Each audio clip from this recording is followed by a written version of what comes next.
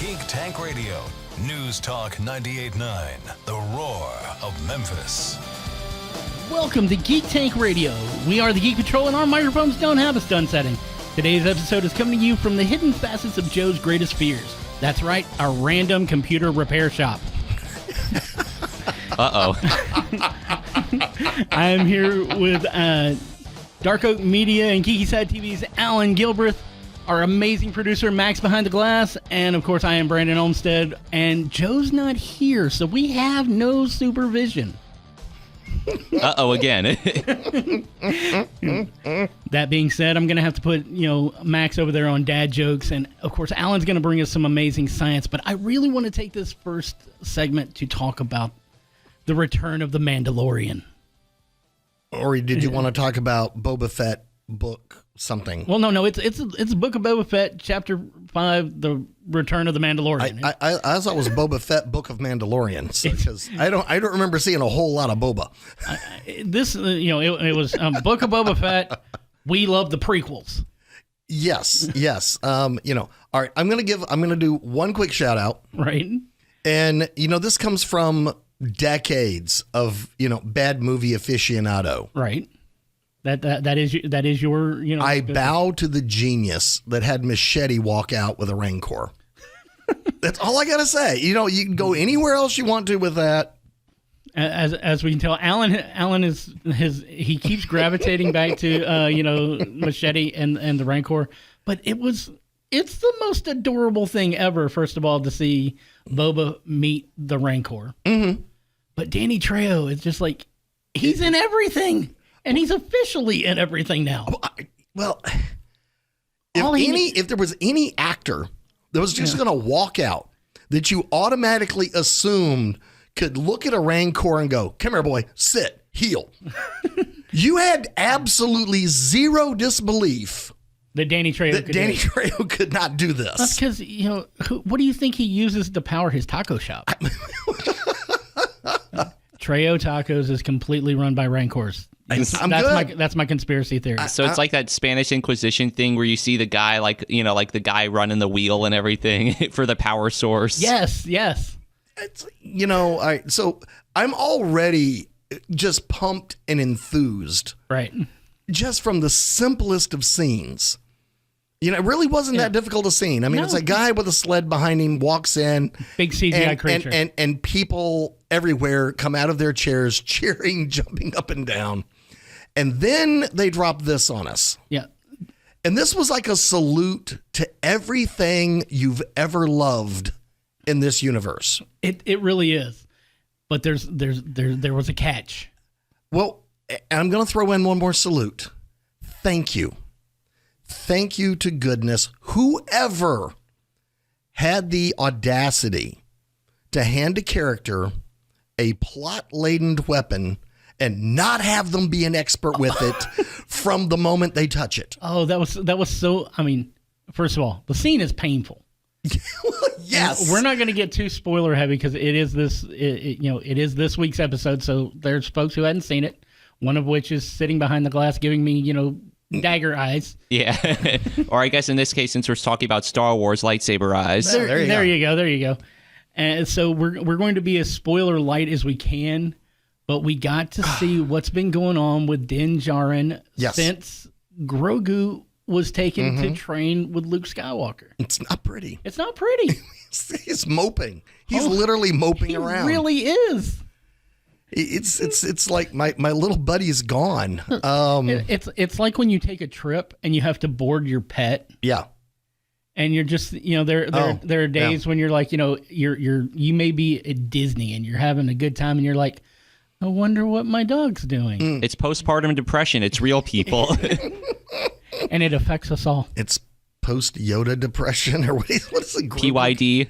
Post-Grogu depression. PGD. Oh my gosh! It was fun to listen. The number of times he says the name Grogu in that episode. It's it could have been a drinking game. Yeah, it will be. Yeah. All right.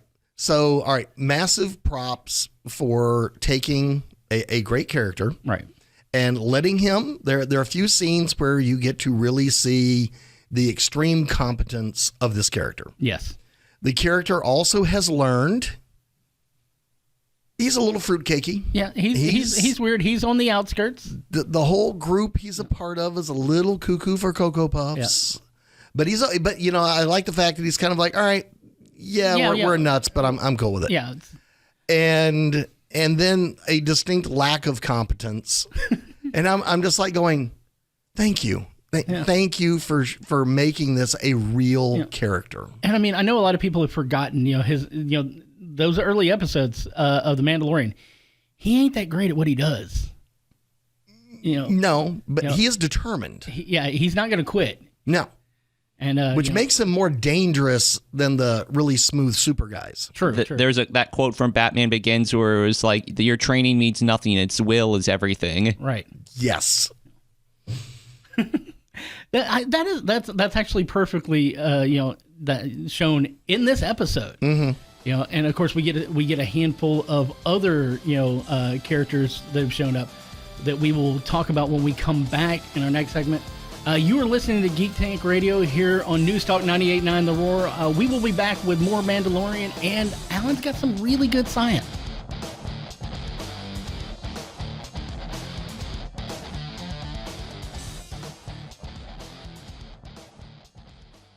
Geek Tank Radio. News Talk 98.9 The Roar of Memphis. Welcome back to Geek Tank Radio. Once again, we are here in the facets of Joe's greatest fears. And as we see the temperature falling, maybe that means that next season the Cubs will win the World Series again. No, it's not going to happen. I'm just looking for the area where it's like the Chicago Cubs team without Javier Baez, one of Joe's greatest fears. That just means they'll have a better chance of winning. Things just got cold. Exactly. Something's freezing over, and it's leading to a championship season. Yeah, it's one of those trolls went solid burn, dude. Yeah. Anyways, I'm just going to jump right back into Star Wars because, I can't. We can't leave Star Wars. We can't because it's just, Now they have 2 winning series to keep you doubly hooked. That's true. And double your money. And of course, we also got news this past week that Mary Elizabeth Winstead, Scott Pilgrim and Kate fame, and also she played the Huntress in The Birds of Prey: The Fantabulous Emancipation of One Harley Quinn, which is the longest title ever and really confused a lot of people going to the movies. She has joined the cast of Ahsoka. Yes. So probably the most anticipated. Of the Star Wars. I can't even finish the sentence with that. Just leave it at anticipated, whatever it is they choose to do. True. Because after her opening in The Mandalorian, after her little guest shot there that, this is how it's going to go. And the big name that she dropped, it's like, ooh, who are we going to see wonderfully CGI this time? A certain blue. Mm-hmm. Yeah, I can't wait to see who they get to be Thrawn. I'm sorry, they're slowly adding to the cast, but we still don't know who's coming in to play that role. Personally, I would like to see a James Marsters Blue doing it because I think he could pull it off. But they don't usually cast the person I'm expecting, and when they do cast those people that I wasn't expecting, they're doing a phenomenal job. Well, that's why I'm not a casting director, guys. Well, I think oddly, I think they're doing something very strange, and they're not casting the best option for the role. Well, that's because it's Star Wars and people are going to watch it anyway? Well, no. I think what they're worried more now is, okay, well, Bob over here looks exactly like what we want, talks exactly like what we want, does everything exactly like we want, but has the chemistry of rocks with the rest of the cast. Oh, yeah. And as we have seen, what we drastically saw with the little whole bit with Baby Grogu was you really had to have the chemistry around that character. Because when you have lines like, "Hey kid, make with the magic hand," right? You have a cast that is down with the script. Right. They know what they're in for. And I think that a lot of the casting has been done based on chemistry and personality and then suitability, which I think has made a drastic difference because you can really tell, it's kind of like when a show survives its pilot. Yeah. And then there's like 4 cast changes. And then the show comes out. And then the show survives the first season. And there's 3 more cast changes. And then it makes it 4 more seasons because everybody on screen just has that really believable chemistry. Okay, yeah, I can see that. Because that's one thing I've really admired about Boba is you really see, you really would act like this, wouldn't you? Yeah. Well, I mean, you think about it, it's like Ming-Na Wen and Tamara Morrison, I don't know how many times they may have encountered one another in the past, but you feel that Fennec Shand and Boba Fett have known each other for years. Yes. And, there's just that chemistry is there. And I think, especially in fandom, we get so bogged down in who might look the part, who might play the part really well. We stop remembering that chemistry is a major, component to any casting director's arsenal. Guys, I mean, Hayden Christensen and Natalie Portman have no chemistry. And that's one of the biggest, things that we can say about the prequels as far as, where the misstep was. Well, if they did, it never made it to the screen. Right. So I mean, there might have been great scenes that wound up on the cutting room floor that would have made all the difference. Which Portman and Ewan McGregor have great chemistry. Hayden and Ewan McGregor have great chemistry, but it wasn't about. But as Obi-Wan. the triangle, no, it didn't. No. It didn't. The film never lived up to what it should have. Which is why there are so many fan theories that that Anakin was using the Force on Padme.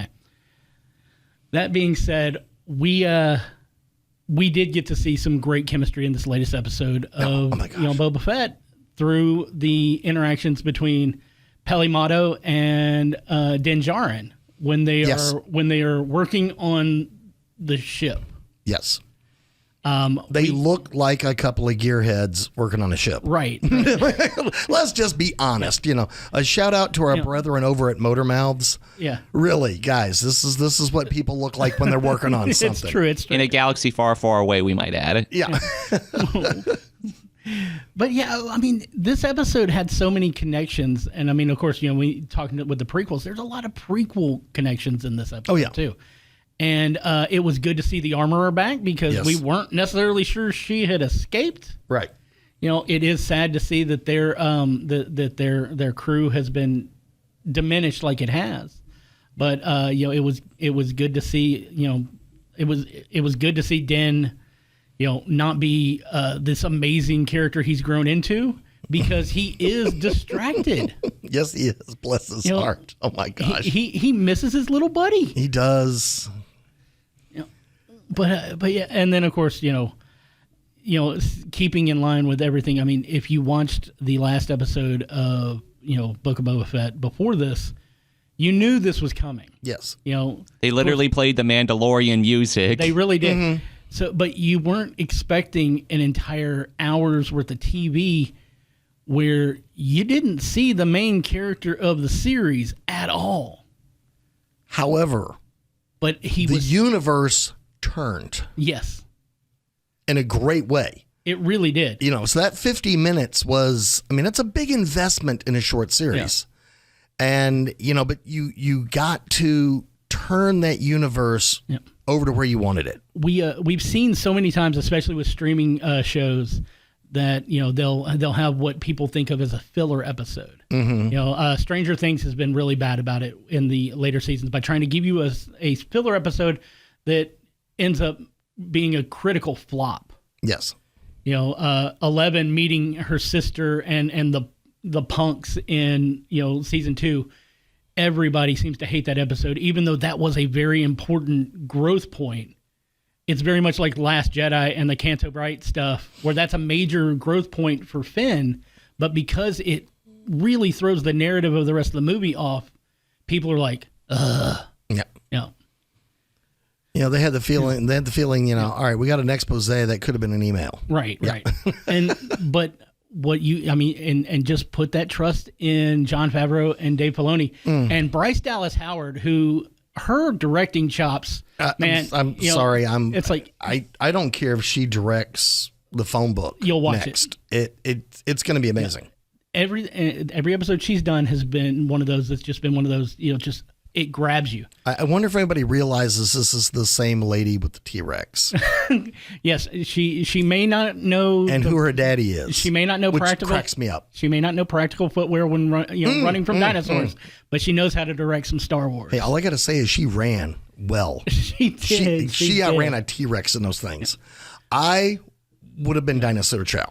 But as much as I love the entire episode, though, it gave you some good comic relief. It tells you what he's been up to. It tells you where he's going, what his plans are. And then, of course, we get that wonderful callback to pod racing and all its jazziness with the wizard line. Mm-hmm. It was just like, I cheered. And that's not, and of course we also got to see a couple of X-Wing pilots that we have seen before that we were hoping to see in Rangers of the New Republic, which has been taken off the slate, for now. But it was good to see them back too.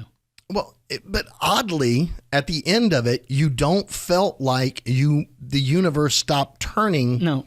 In the Boba Fett universe. Yep. You don't feel like, oh, well, this was like, the British version of Murder, She Wrote.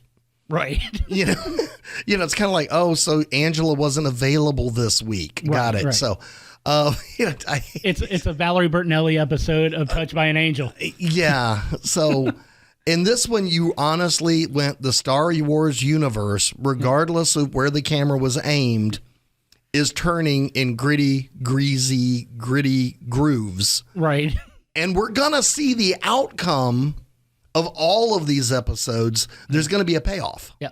And let's just if it's dude riding through the sunset on a Rancor, I'm going to stand up and cheer again. Absolutely. But the final interaction in that episode, which I'm not going to get into because again, I don't want Max to cut my mic. I mean, you don't feel like you missed anything that was going on Tatooine. Nope. You're there. You're up to speed.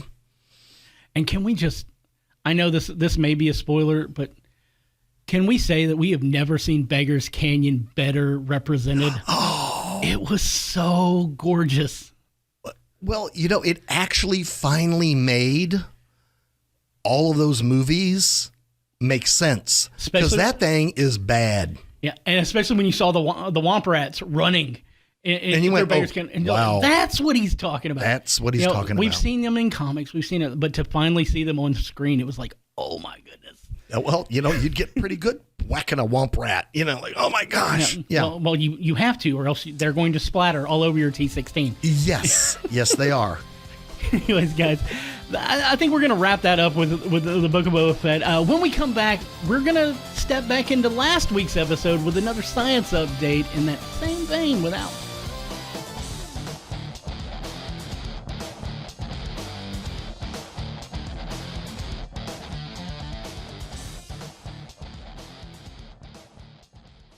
Geek Tank Radio. Hey, we've done heroic things too. Yeah, in the third season, I kissed Shatner. News Talk 98.9, the roar of Memphis.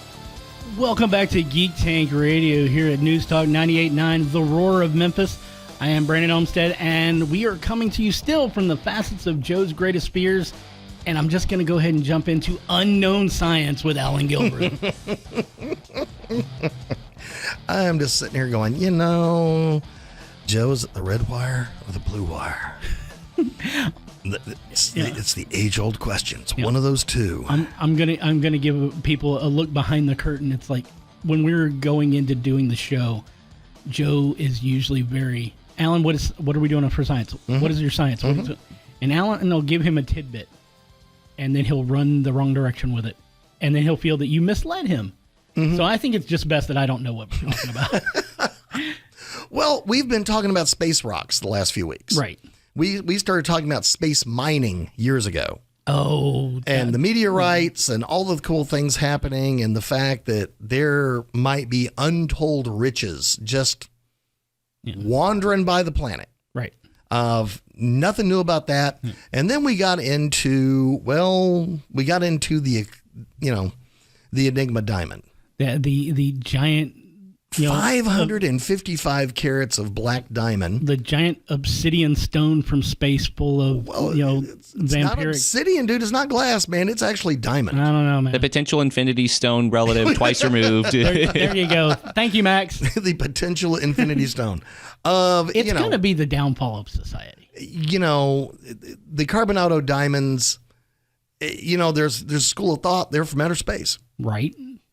There are a few people that kind of go, no, we think they're from here. They're wrong. The fact that you look at it and just kind of go, wow, I'm totally down with that being from outer space. Yeah, I'm totally with that. Big deal. Because we are finding plenty of other meteorites and other stuff here and there. Because as we've talked about it in the past, the universe is not tidy. No. There's just stuff and junk and dust and particles. The planet is actually growing by a couple of tons every single day. Yep. Well, that's because the universe's mom said, "Clean it up, or I'm going to throw it out," and she's thrown it out. No, she's throwing it everywhere. Well, it's funny you said throw it out, because that brings us to protoplanets. So what is a protoplanet? Well, at one time, we were a protoplanet. We were a pile of dirt and dust and stuff trying to come together. What you're telling me is it's a planet before the alien uber gods terraformed us and decided to start an ant farm. Yes. Okay. All right. So, so here we go. So we're going to talk about a meteorite that got found not too long ago. Was it in your backyard? No. What? Yeah, I wish. Did it have a symbiote in it? Don't get me excited like that. It's called EG002 or ErgCheck002. It came out of Algeria on the edge of the Sahara Desert. Okay. So it was pretty easy to find a rock. It was laying on top of the sand. There you go. When did it get here? We don't know. It got here. It was laying on top of the sand. Took one look at it and they went, well, there's a meteorite. Hey, look, it's a rock. Where there ain't supposed to be a rock. The other one of the most popular places on the planet to find meteorites? Where's that? The poles. I thought you were going to say the Rock's house. No. The poles. Because, you find a rock laying in the middle of thousands of miles of ice. Well, yeah. Guess how it got here. So... it's just one of those goofy facts that wanders through my mind. What can I tell you? It just makes me think of Superman's Fortress of Solitude. One of the best ways to find a rock. There you go. There's a big lump 300 miles over there on the flat surface. Let's go look at it and see what it is. Yeah. All right. So, as a rough classification, there are basically two kinds of meteorite. There's the chondrites, and these are preplanetary, and these are rocky. This is the stuff. Okay. It's dust. It's mineral grains. It's a rock. And then you have your achondrites, which are what they think are blasted off of a planetary body, aka, let's say a small asteroid were to slam into the moon at the right angle, and now chunks get blown off and wind up in our way, and they wind up falling to Earth. So our meteorites came from something else being hit by a meteorite from somewhere else. It could be. It's like a game of pinball. Yeah. It's like ping pong. Not quite, because we're not hitting them back yet. So that's what Space Force is for. We might have to get there before too much longer. Actually, I don't think we're going to need Space Force, because it's going to be space mining. Because Earth is going to turn into like the most carnivorous planet that ever circled anything. Oh, God. As a meteorite gets close, we're going to have Star Lane Mining Corporation's going to be up there with the tractor beams and, And just imagine all the meteorites you'll find in your backyard then because of the cast off from the mining. Well, it's going to happen. It is, as we love to say, is this a potential... Or is this like underway? This is underway. This is underway, people. Stuff like this is really starting to happen. So, all right. So what is so interesting about this meteorite? Well, the fact that it's really old and the fact that it is a lot of sodium-rich silicates are found in it. So what does that mean? It's just not like the other rocks. So every time we think we got a kind of a grip on the universe, it goes, here, hang on, watch this. Let me drop you another little hint that, things are not the way you think they are. Yeah, they do that with the ocean too. It's a kid saying, look, Mommy, look what I could do. Here's another picture for your fridge. Try to figure this one out. So, how many planets did form? Well, the other big news is, somebody just got in position. Mr. Webb. Oh. He is now locked and loaded in position. So this kind of ties in all of our outer space stories. Okay. Because the deep space satellite, the Webb, is now in position. It has completed its journey to its setup. It has performed all of its setup task. That got done a lot faster than I was expecting. And it went well. Apparently. Very few glitches, if any, were really reported. Of each team in charge of different parts of the deployment, everything seemed to go pretty well according to time schedules, plan, and, did this open completely? Did that deploy correctly? Did the software begin at the right time? How the communications? And, well, she's there. He's there, whatever you want to call it. The wonderful new space telescope is in place. It is set up, and it is ready to begin operation. Oh, I'm a little leery about this though. So I don't know if we really need to see what else out there. It's on because we'll back up to the Hubble, and then pre-Hubble, we had people staring at star maps, looking for things moving.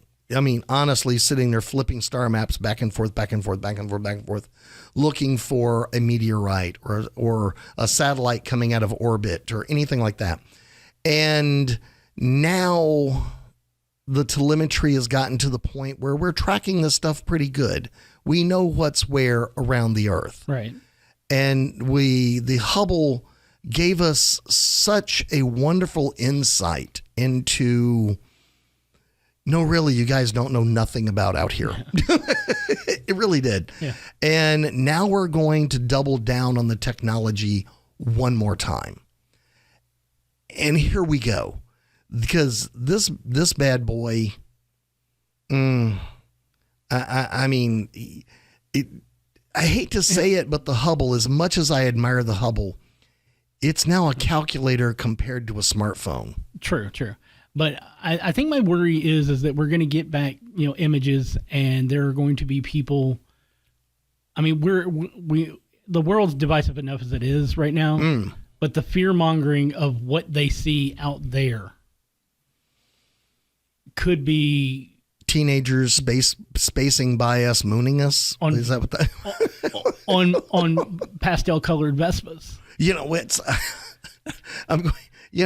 I'm trying to play the devil's advocate, here, but I'm too fascinated with the potential of what we're going to find to really get into the fear of it all. Well, I remember the very first, when we got the colorized versions from the Hubble many, many, many years ago, they were just astounding. It was everything we had ever hoped it would be. It immediately upgraded Star Trek. Because now we had pictures of what it really looked like. So when they went and visited it, it looked like it. So, we had a lot of great things like that. And this is just such a dramatic leap forward in technology. I just can't wait. This is just going to be amazing. Well, you're going to have to wait until we get back with our final segment where Allan's going to have even more science, this with a more deadly potential. I like where this is going.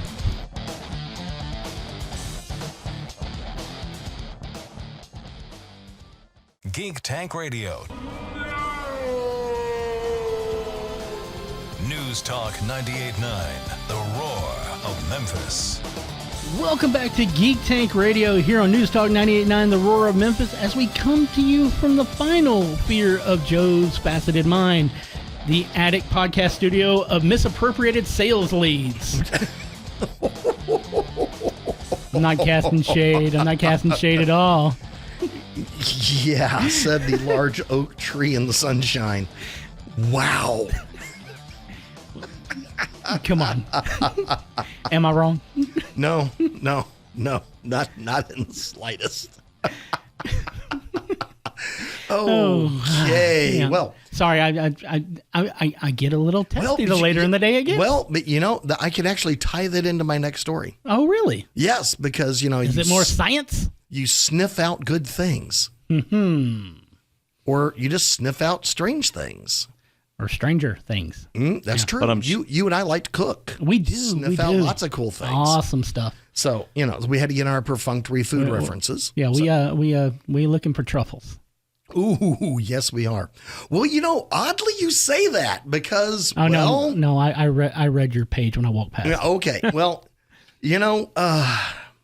DNA. Yes. When we figured out how to test for it and look at it, DNA honestly changed the world. Okay. Yeah, makes sense. Then we figured out that every interaction leaves some form of mark that made it to crime, which made it to DNA, which made it to court. Now, well, sir, it's funny you said you weren't here, but there are 4 of the hairs from your head matching your DNA that were found at the crime scene. And, you got some splaining to do, so welcome to DNA. All right. Well, then we're going to take it into a little wider world, because then we began getting into chemical traces and a chemical profile of something. So we could pick on like a diamond. Okay. Did the diamond come from South Africa or did it come from the Congo? Well, it would have a chemical signature that could be traced. I was going to say, in our world, the diamonds come from space. They could come from space. They could come from Neptune. They could come from a wide variety of places. And DNA and chemical tracing and finding the patterns of these things is now a very integral part of everyday life. Right. Well, then we got into invasive species. So we're trying... Like kudzu. Kudzu. Well, kudzu was actually on purpose, if you can imagine that. Doesn't make it any less invasive. Doesn't make it any less invasive. But yes, we actually went, I think I'll buy some of that and take it home. About 1900. Again, we're dumb. So what we're really worried about is the silver carp, the big head carp. Right. I know everybody has seen a YouTube video or a TV special where the boat starts its motor and these giant fish start jumping. Yes. Well, that's an invasive species. Yeah. Oh, yeah. So how do you know until one lands in your boat? How do you track this? How do you keep up with it? Well, science has advanced to a point where we got to an eDNA, which is environmental DNA. Okay. So big thing is we do not want these fish to get into the Great Lakes. True. So they are now testing the waters for the eDNA, for the environmental DNA of these creatures, to see if they have gotten through yet or not. Okay. Makes sense. Now we actually have a mechanism that we can actually get a good measurement on something. Are zebra mussels here, yes or no? Well, we haven't seen any. Well, just because we haven't seen any doesn't mean they aren't here. Right. So now you can do an eDNA sample and see if there's any zebra mussel DNA in the water. If there is, they're close. Somebody's close at hand. So this is a huge weapon in figuring out what's going on in the environment when we can't necessarily see it. Okay. You kind of following me? Slowly but surely. Yeah. Slowly but surely, because we're about to take another step. Because we're going to go talk to ecologist Elizabeth Clare at the Hamerton Zoo Park in England, who was recently seen hanging around the sloth pen with a vacuum. And she wasn't vacuuming anything in particular, just the air. Okay. What was she looking for? Well, obviously not her car keys. No, well, there you go. So what we were doing, she was trying to see if we've reached a point where she could actually get an animal's DNA out of the very air itself. So is she just testing to see if it can be detected, or is she trying to collect it? Both. Okay. So here we go. So she's at the zoo. You know you got a sloth in this pen. Right? Now, we could swab the trees. We could swab the feeding stand. We could look for evidence of the creature. We could find hair, cast off, feces, whatever. But what if, again, we're looking for something very elusive or possibly invasive, and it's trying to avoid you, or it doesn't care? How would you know it's here? And, when it comes to invasive species, you can ask Australia about mice and about rabbits. You want to know if you've got an invasive species that's about to explode. So here we go. So she is pumping the air, because what she's actually trying to do is use a known animal in a known location and say, okay, are we getting little bits of sloth skin, dander, hair, whatever in the air? And is it detectable? This is a big deal. Yeah. This is a very big deal, because the ability to sniff this out would be amazing. So let's say we're trying to return an animal to the wild. Okay. And we need to know if there are any of them still here. I'm going to pick on salmon. Or any potential predators of said creature. Ooh, exactly. Dead on the money. We need to know who's in the neighborhood. Right. So we can go to the environmental DNA in the water, and we could look to see, just because we haven't seen them, have a few salmon snuck in here past us. Okay. So basically what it is, it's the nature equivalency of a registered offender list. It could be. Yeah. In many ways, it could be. You're trying to figure out if somewhere in this park is a hive of killer bees. Okay. All right. Yeah, So we're so this is the kind of technology that has a lot of ramifications as it develops. So do you see, though, as this technology advances, things like maybe like a trap camera that has a filtration system on it that can tell you not only what that blur was that set off the trap camera, but also, the biological signature of, say, a coyote or a rake, Murder hornet, Bigfoot. That's what I was curious about, is because it's like, there are so many species that we've yet to discover. It's like, just swab the air and everything, and it's like, whoa, we just found DNA for things that we don't even have categories for. Well, you are dead on the money. Told you it'd be deadly. Well, even I'm going back about 20, 30 years ago, there was an actual DNA sweep of the Great Smoky Mountains. Okay. Right here in the middle of the United States. A lot of people drive through them. A lot of people vacation through them. They're not exactly off in some strange exotic location away from people. The Great Smoky Mountains runs right through the eastern United States. Yeah.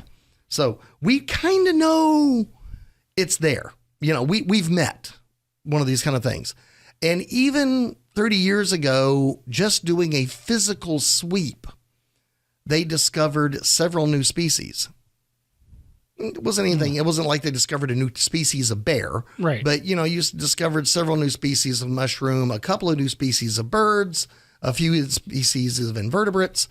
But, these begin to add up, and you begin getting a much better look at your biodiversity. So, again, like you said, a camera trap designed to see if we have Middle Eastern gypsy moths. Okay. All right. Well, this is pretty devastating if you're a farmer and you happen to be growing the fruit these things like. Right.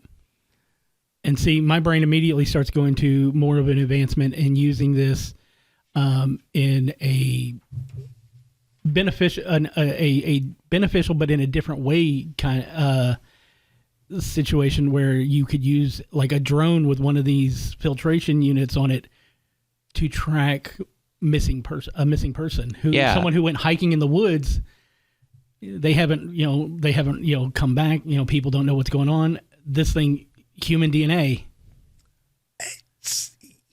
I was kind of curious about like the human applications too, because that's where it gets really muddled, and you have to get into like philosophical questions of like privacy and stuff like that. Yeah.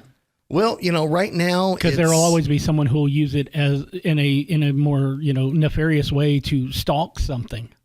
Hunters using it to suss out species that maybe they shouldn't be hunting. Entirely possible. Yep.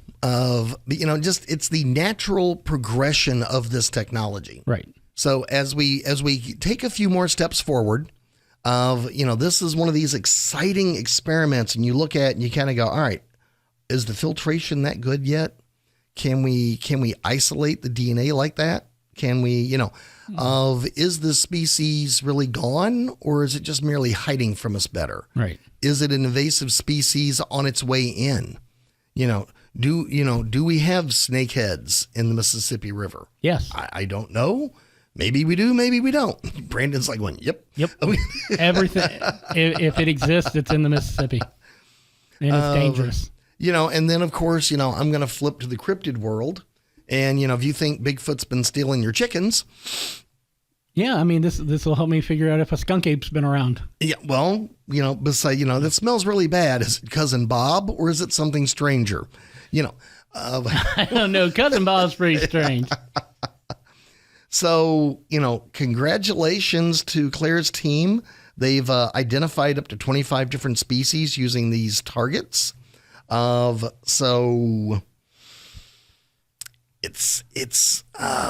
a technology that is becoming, we're going to follow this because I can't wait to go, all right, we tried it in the woods and this is what we found. It's definitely something we're going to have to keep our eyes on. But we unfortunately have to say goodbye to you guys this week. For Geek Tank Radio and I'm Missing Joe, I am Brandon Olmstead. I'm Maximiliana.